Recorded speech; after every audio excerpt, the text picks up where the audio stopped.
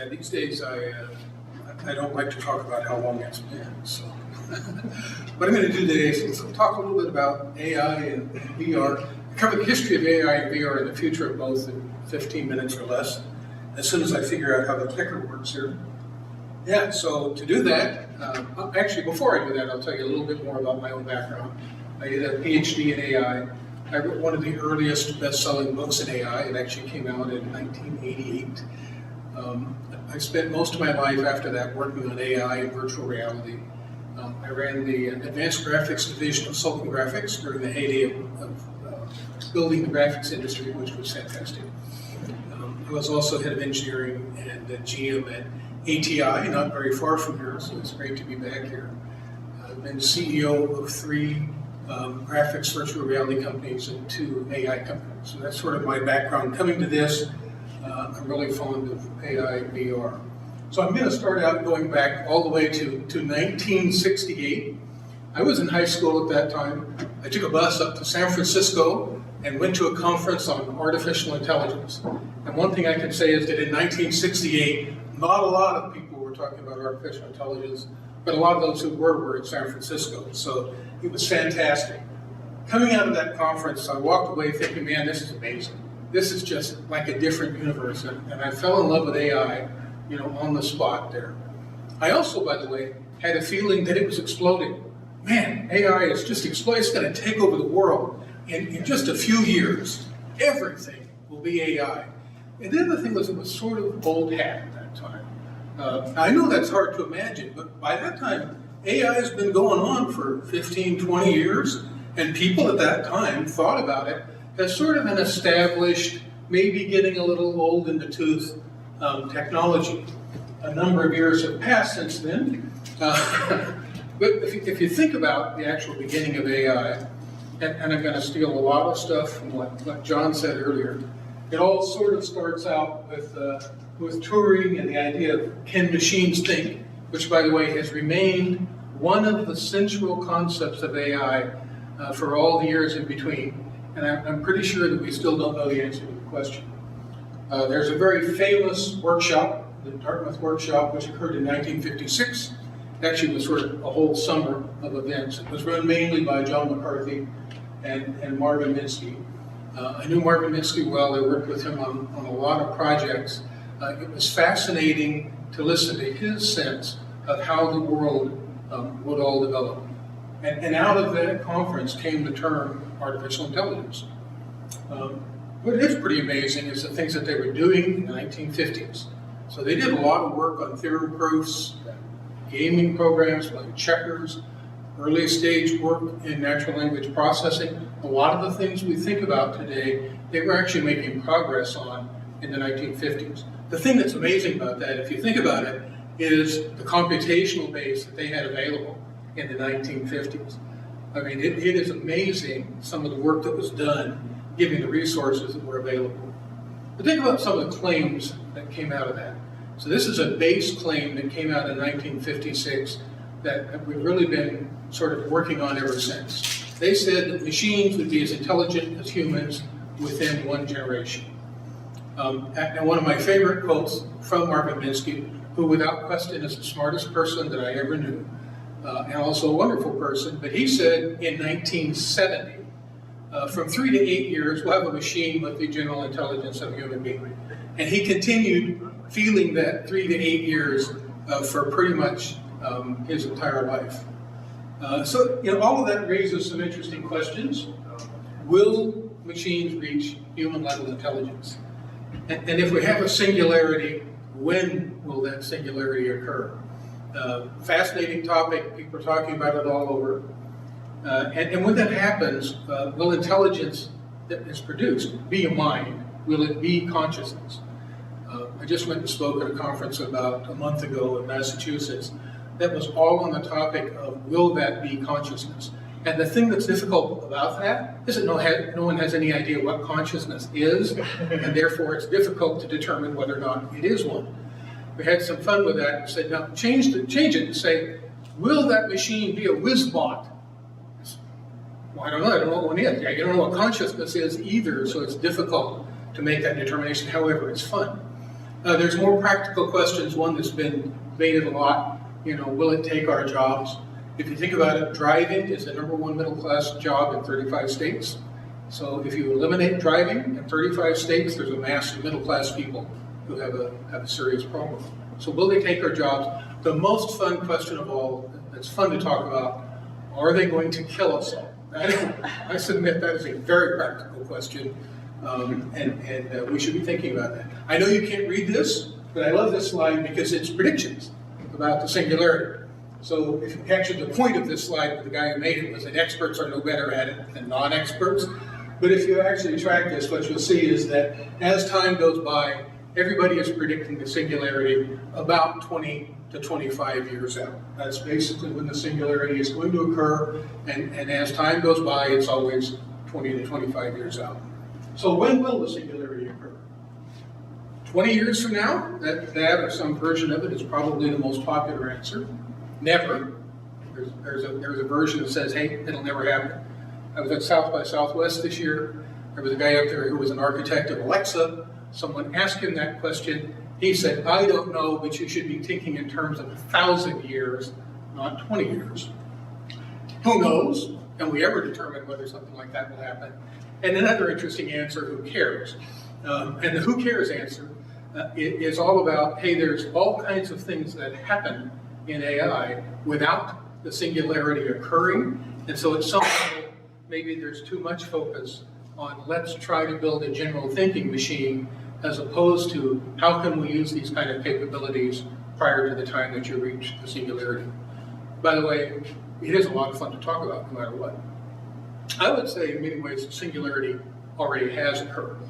Obviously, I know there's areas in which the singularity hasn't occurred, but there's many ways in which human intelligence has already been exceeded by AI, if you stop and think about it.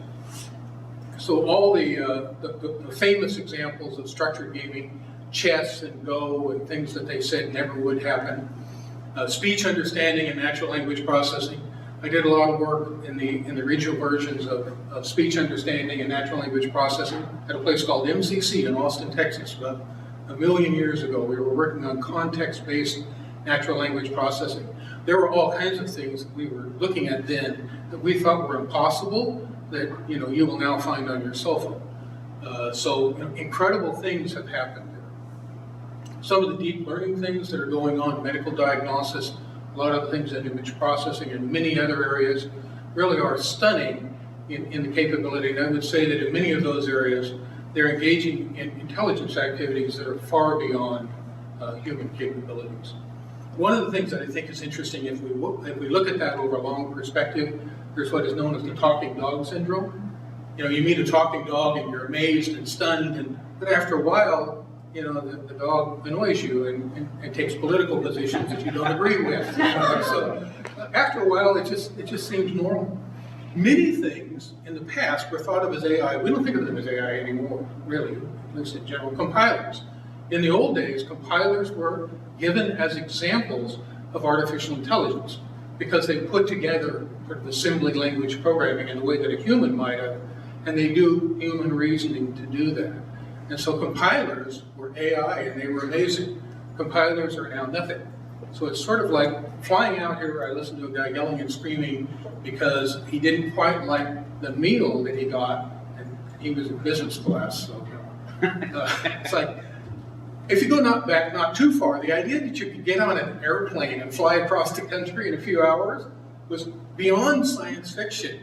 Today, we complain if the meals aren't exactly what we like. And so all of that has to do with us becoming used to the advance of technology. So I would submit that in many ways, AI has already gone beyond human capability. I also, when I was first working on a book many years ago, one of the things you do in any book like this is starts off with, what is the definition of AI? So I collected definitions of AI and I talked to a bunch of people. I talked to one guy and he said, AI is everything we haven't done yet. And that's the whole idea, that once it becomes normal, it's no longer thought of as intelligent. Underlying this is key insight and a bit of warning. It's just a warning about the idea that everything is exploding and just in 10 years you're going to consume the entire Earth. That idea is very similar to the idea that existed in 1968. There was actually an article just a few days came out called Missing the Point. It said that the AI renaissance is nothing more than fast hardware and a little bit of PR. Now, actually, I think that's a slight exaggeration, but it's fast hardware. The other thing that's at least as significant as the fast hardware is the availability of masses of data. Because even if you got all the algorithms right and had all the hardware right, if you don't have the data, you don't have anything. So, in some sense, he's saying, hey, what is thought of as an explosion of AI is really a reflection simply of faster hardware and the availability of data. Obviously, it's a little more complex than that, and not to demean any of the work that's being done. It is true that much of what's going on today is really a reflection of what's been done for many years. The thing that happened is the resources available to make that happen have gotten much better. And to make that point, when you think about the exploding thing, be careful about how fast you extrapolate the current growth. So AI tomorrow, pre-singularity, things like driverless cars, the impact of that on society is phenomenal. Forget the cars. You no longer have driver's license. You no longer have a garage. You no longer have used car salesmen. Kids don't get driver's licenses when they turn 16. The impact on society, ultimately people will redesign cities based on the fact that you have driverless cars. We have something that was promised to me my entire life. We get to see flying cars. Worked on several flying cars programs, but it turns out that flying cars have nothing to do with flying cars. They have to do with air traffic control systems. So if you imagine Los Angeles at 4 o'clock in 3D, that's driverless cars or flying cars. And so a lot of the work that's being done in AI for drone swarms is very appropriate to beginning to develop air traffic control systems for what ultimately have to be autonomous flying cars, an extension of autonomous driverless cars, because it's a sure cinch you can't have people who drive like I do, out there in flying cars. Maybe actual intelligent personal assistants. So by the way, right now I'm CEO of a company called Does. I work very hard not to make this an ad for Does, although there are a couple of slides. But what we're trying to do is build an intelligent assistant that is actually intelligent and actually helps you, and will ultimately be your assistant in an AR kind of situation, very much like what you saw in the video of people appearing and helping you. I looked at a lot of articles on what are the 10 best examples of AI today, and a lot of them have the top 4 or 5 being the big set of existing assistants, whether that's Siri or Alexa or anything like that. And I would submit that those things are a long ways from the vision that people have of an assistant really helping. Ultimately, those kinds of things will exist and they don't require singularity. And the ultimate expression of all of this is autonomous human robots. So when you put together AI in those kind of situations, you begin to work to where you have, humanoids that can do all kinds of interesting things, and whether they appear as a physical device or as non-player characters in some environment, that's where this is all sort of ultimately working toward. Now, if we take that same concept and think about VR, as John mentioned, VR is also rooted way in the past. Every week I hear about how it's an amazing new technology. Maybe amazing, but one thing it is not is new, okay, because it's been around a long time. I would say some people will say that the original things were in the 1800s. I'm going to say that the first thing that I thought of as VR was a Viewmaster. And when I was a kid, I had one. It was amazing. You could put it on and actually see things in 3D hanging in space. It's an immersive environment. 1939 is when the Viewmaster was actually patented. We have things like the famous Raman 57 head-mounted displays in '68. That's sort of the beginnings of virtual reality. Well, I had the joy of working on all of these projects. I'm the CEO of a company called Multigen. We developed one of the first VR systems, which was Smart Scene, and it allowed you to assemble things in 3D. And we eventually worked with Lego, where you could assemble virtual Lego villages, and it was a lot of fun. We worked on the Aladdin ride that was out at Epcot for about a year, and eventually ended up with Disney Quest, allowed kids to go over the Aladdin city. And then eventually Disney Quest itself which was the vision of the first VR theme park. We were going to have them in every large city in America, and there were actually about 2 or 3 of them, and they all flopped and eventually went to Orlando, which closed a couple of years ago. But it was a lot of fun because it had a lot of the early stage activities in really using VR. So one of the things I'll observe is that the concepts that are being employed there, again, are very similar to what's being done today. Smart Scene, the hardware cost, depending on what version you got, about $30,000 to $100,000 when you put it all together. And we said, hey, it's not that much. And we're out there trying to sell Smart Scene years ago. One of the things I have learned about companies is they all care about the same thing: money, making money, and not losing money. That's actually, if you're CEO, that's what they care about. So we would go out there and try to sell Smart Scene. When we got to the part about this is going to cost you $50,000 or $100,000, the room got very quiet. Aladdin, Aladdin ran on our Onyx systems from Sega Graphics, and they cost for Aladdin a couple of $1 million a seat.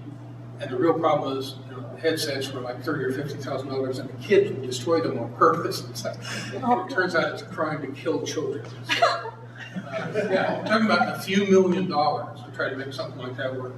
We supplied all the hardware for Disney Quest. I was the Silicon Graphics program manager for Disney Quest. We supplied the hardware, and we had about 30 people working on the actual design.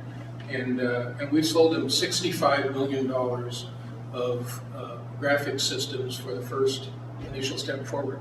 Now, actually, at some level, we love the fact that it takes a lot of hardware because we sold a lot of stuff. But you can't make a lot of things happen if you're working in the $1 million level. So think about VR and MR today, and I'm using the term MR to really include AR and MR together. I actually believe, to the point made earlier, the future is all about AR and MR. That's really where things will be happening. But today we have games that are astonishing. I think I've worked on 100 or 200 games and 300 films. The first time I really saw one of the modern VR games, I was stunned. It is amazing how much different it is to have really a fully immersive system. For the first time in my life, I might actually become a gamer. Some of the professional applications are also just amazing. And now here's my favorite. Part of this is because the love of my life is avatars. I started working on my first online avatars in 1988, Santa Cruz, California, and have loved avatars ever since. Well, somebody has done something pretty cool. So this is the latest release of an avatar that, I realize that it might not be completely used in the way that they imagine, but this is from Magic Leap. And if you watch the video of her, imagining this standing in front of you, in your environment, in your living room, this is a stunning move forward. So we're actually going to talk to them soon about the possibility of using this as an assistant. So, ditto, sort of this, at some level, the same kind of things going on in VR that we talked about in AR. As you look at the renaissance of VR, because contrary to popular opinion, there was a real VR winter, which I recall the winter part. Part of what helped in that renaissance is, again, the hardware. Now, it's a little bit different in this case because there's things going on, particularly in MR, that are fundamentally different than anything we envisioned in the past. If you're doing a full virtual environment, you've pre-created the environment so you know where depths are and things you made them. In the case of MR, you actually have to compute that on the fly. So there's a lot of things that are new and interesting, but underlying a lot of it is the fact that the hardware got faster, the resources got better.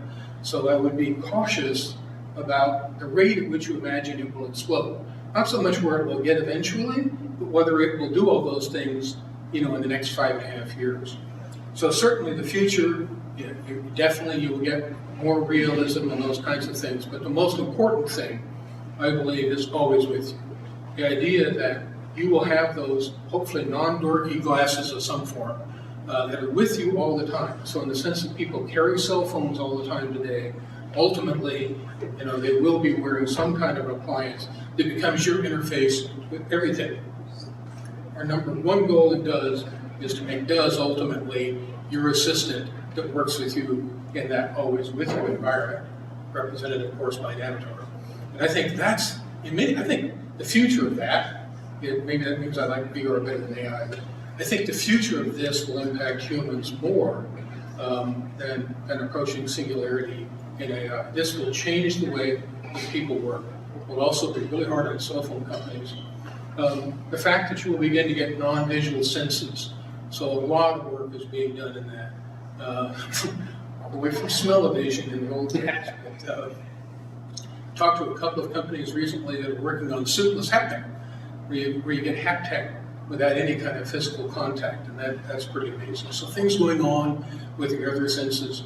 Ultimately, a merger of VR and MR, and then the way that you actually interact with this, beyond non-dorky glasses, a lot of people are working on sort of prototype versions of contact lenses, where you see this through a contact lens.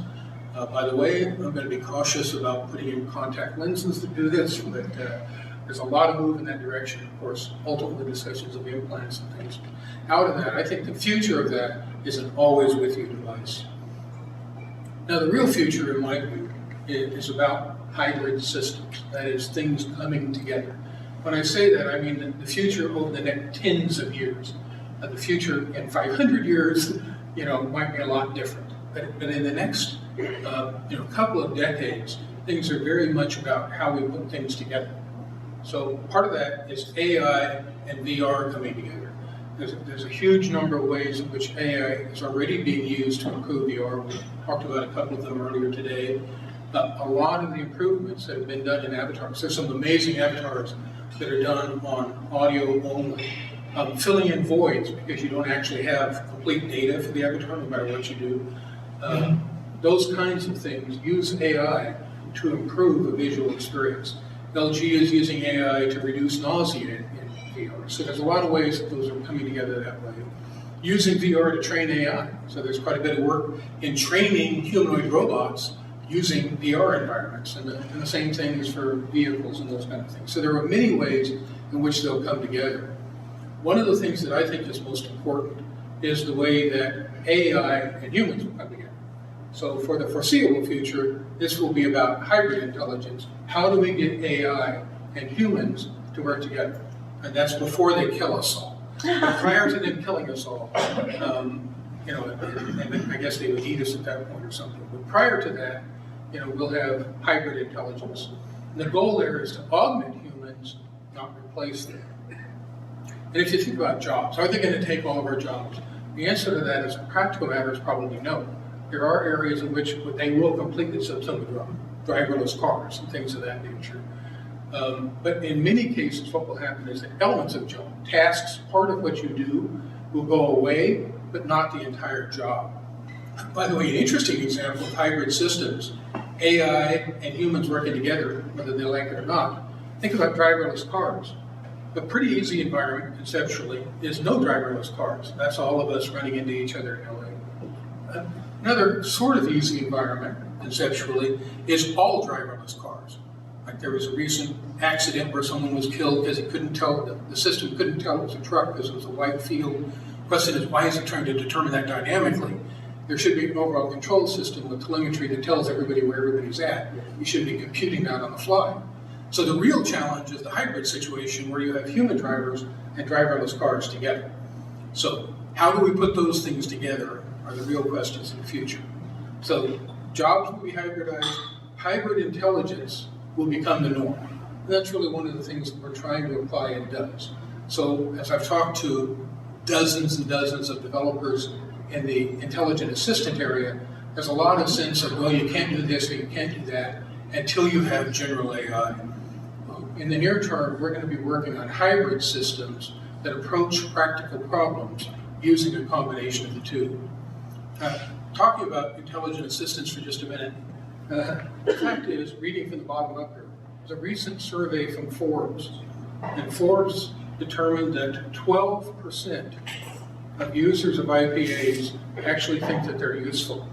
What's really stunning to me is that they're able to sell several hundred million of them, in spite of the fact that 12% of their customers say that they're actually useful. And part of it's because they're neat and they're fun. But part of it is that there is such a huge need for that kind of assistant. So even if they don't work terribly well, people will keep buying them. By the way, one thing that people find them very useful for, I use Google Assistant to say, send my daughter a text when I'm driving. And so things where you don't have a hands-free situation, a voice interface is really helpful. Google, turn the music down, those kinds of things. But in general, only 12% of the users think that they're actually useful. 42%, some surveys say as high as 60% of users distrust them. By the way, they distrust them for a variety of reasons. But one of the reasons, back up at the top here, one of the reasons they aren't more helpful in the way they are now, and one of the reasons people don't trust them, is because existing intelligent assistant systems are on the wrong side of the deal.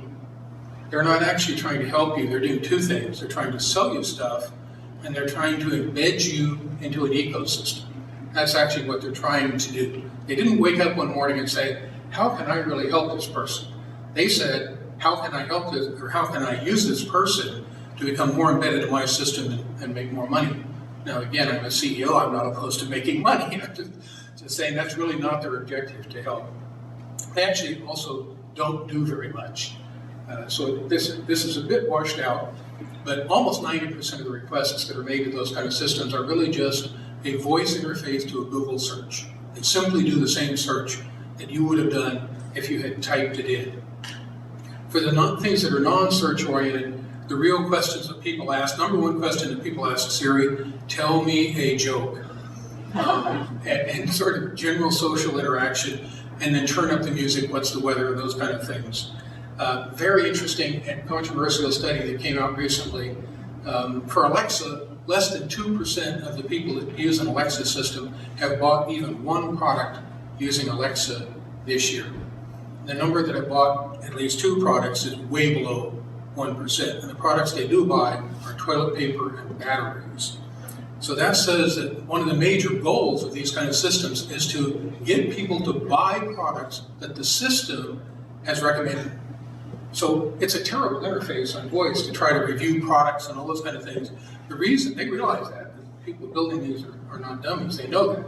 But the assumption was that over time, you would just buy whatever I recommend to you. So you don't need to review products, you don't need to see things, you'll just buy what I tell you to buy. That hasn't happened. It's probably not going to happen, contrary to what a lot of people say. And it's because people don't trust the systems because they're not personalized. One size fits all. You don't know what kind of shirt I want to buy or what I want to buy for my mother. And so I'm not going to take your recommendations. So that's the current state of what are 5 of the top 10 AI products according to a variety of magazines. Building does a comprehensive, intelligent personal assistant. It will know a lot about you, and it will do anything you need done, whether it's in the online world or the physical world. So yes, make reservations, but also walk your dog, fill your car with gas, and even things that are more complex. Does will FedEx your horse to Paris if you would like that to happen. It's in this research that I found out that people actually do FedEx horses to Paris. We're currently at a splash page on Squarespace. We'll have a new site soon, and you can sign up and see how we're doing. I'm sure it won't do all the things that we've imagined. That's been my experience over half a century, but I think we're gonna make some interesting progress in working some of the fundamental underlying problems. Lastly, the more distant future, which contrary to what it may seem here, I love talking about the more distant future. Realistic virtual worlds. I was CEO of a virtual world company for 5 years. Most fun job I ever had. Love virtual worlds. If you think about VR or virtual worlds coming to virtual reality, you begin to have completely realistic virtual worlds. That's going to be something amazing for the more distant future. By the way, one of the interesting comments though along the way, number one problem with virtual worlds, well, nothing to do with fidelity or anything like that. It's maybe the number one problem for many people in life. What do you do in the virtual world? You get there and you build your little tropical hut on a tropical island, because that's the number one fantasy that people ask, we make tropical islands. What do you do when you get there in your virtual world? So there will be amazing things. There'll also be fundamental human questions that remain unanswered. Real virtual work, nothing will impact society more than actual virtual work. Cities are completely designed to move people in and out twice a day. Massive activities go on in building dense cities. If you actually could do virtual work that was dead on real, it would have changed the entire way that humanity works. So we worked a lot in virtual work, in virtual world kind of environments. People loved it. We had thousands of employees from IBM that used it as their standard meeting mechanism. The number one thing that was missing were avatars that looked realistic. So if you think about what we just saw from the superhuman avatar, if you begin to put that in a work environment, in a VR environment, it can really pretty much duplicate the experience of a meeting. It will change fundamentally the way that all of humanity goes about living. And so lastly, things like brain downloads, brain uploads, you don't learn a language anymore, it's uploaded to you. You don't have contacts, you have brain implants, leading ultimately to surrogates and living full-time in a VR kind of environment. The last question is, when's that going to happen? And I would say about 20 years.